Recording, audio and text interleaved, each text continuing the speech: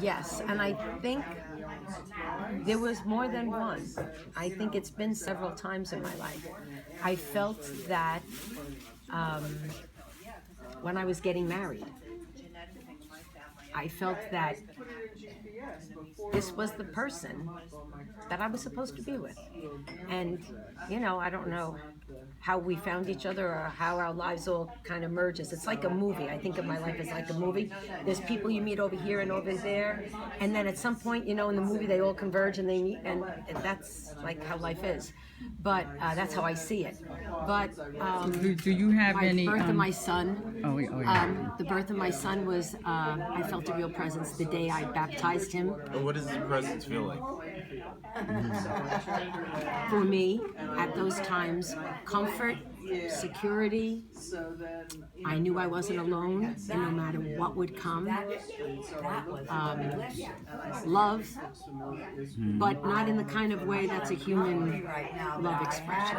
Not the love of a child or the love of a parent or the love of a partner, but a different kind. And when you feel it, you'll know it, I think, because it's different than all the others.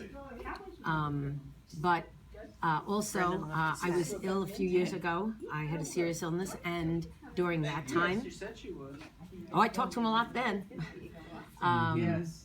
When does she go back home? But there are moments in a regular life week that I think I feel it, either in extreme pleasure and glory of something, or the reverse, when I'm really down and things are not right, or I'm not okay with things. That's when I feel, because that's when I'll go to him for spiritual help or spiritual strength, and that's where I find it, and it comes through. It comes through on everyday issues, and it comes through on my more extreme, like happy or sad times, When I buried my dad, I feel the same thing. I felt that same connection. I knew it was going to be okay for him. So I think it's not at one time, it's all different times, but it's always there, but I'm not always grabbing it, is the way I feel. When I grab it, it's there. So he can't just be there when I grab it. He must be there all the time. But he's waiting for me to reach out and grab it and pull him into my life. And so I do feel it, but it's not crystal clear, and I think it gets clearer. It got clearer as I got older. Younger, not quite as clear. So, Janet, do you have any questions that you would like to ask a young person that you could ask Errol? Well, I'm wondering how hard it must be when you're only one of four in a class. Is that harder, like not to have a bigger group surround you? Because I had a bigger group, and today's times are so different than when I was here for confirmation. Yeah, the thing about having a smaller group is you tend to, I guess there's not as many perspectives as you want to hear. And then the thing is,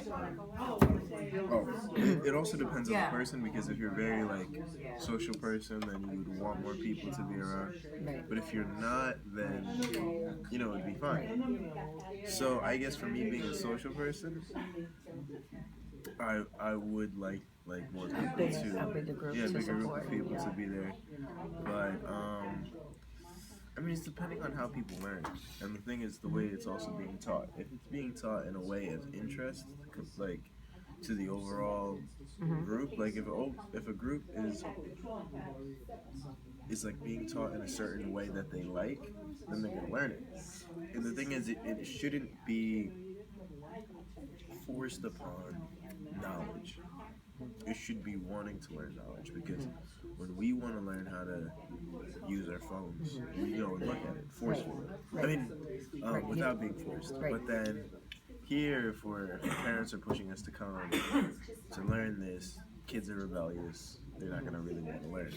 But then also, it's all the mind. Everything is. Everything is the mind, because if you're not raised upon coming to church every single Sunday, getting in that rhythm in this day and age when you have so many, because I think the thing is before is people had, there's so many choices now. Right. Back then there wasn't many choices. Oh, you're so absolutely right. People wanted to believe in God because it's like, why not? What else? Like what else?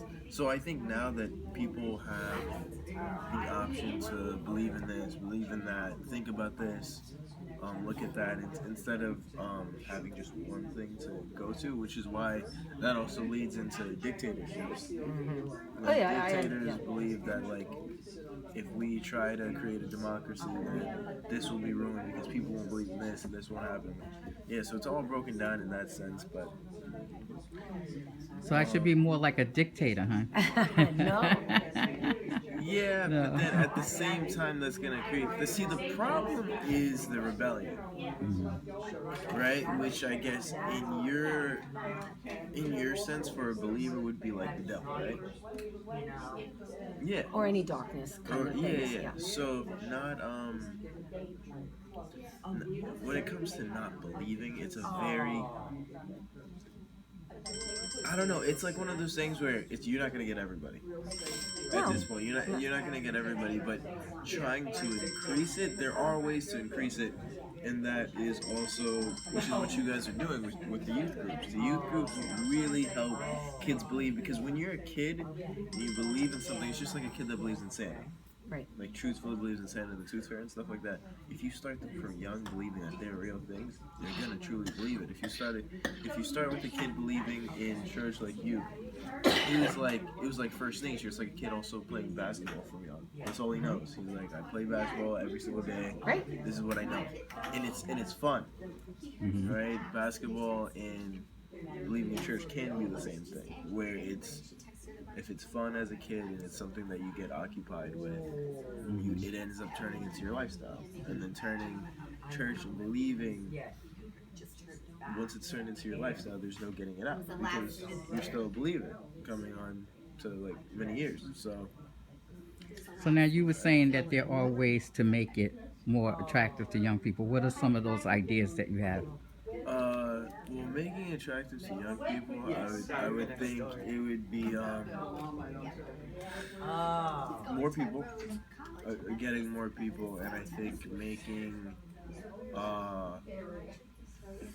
Can you all pull up a chair back here and get in the I conversation? think making like almost a club, and maybe when you make that club, you can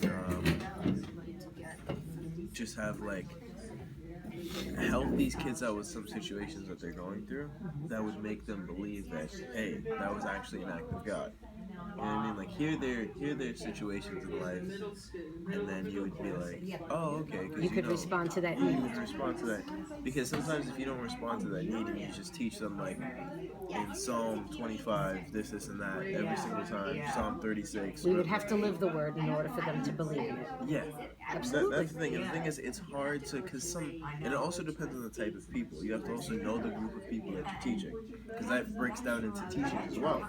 Because some people, if they don't see it, they don't believe it. Right? Right. Some people, once they get a good couple words in from the opposing person, they'll believe it. You know what I mean? Some people are Easier to transfer over than others. yeah, than others. And I think with the amount of choices that we have, those same people that used to be easy to transfer over are becoming a lot harder because they're swayed to these Other things. And the thing Okay, is, let me just stop a minute to bring Justin and Carolyn. Could y'all move over because you're not in my view of the camera? Yeah, just like get right in between there. There you go. We were talking to Miss Janet about how it was for her in confirmation when she was coming up, and Errol was kind of asking her some questions, and now she switched it over and was asking him what would make it better for you guys in this time as far as your faith.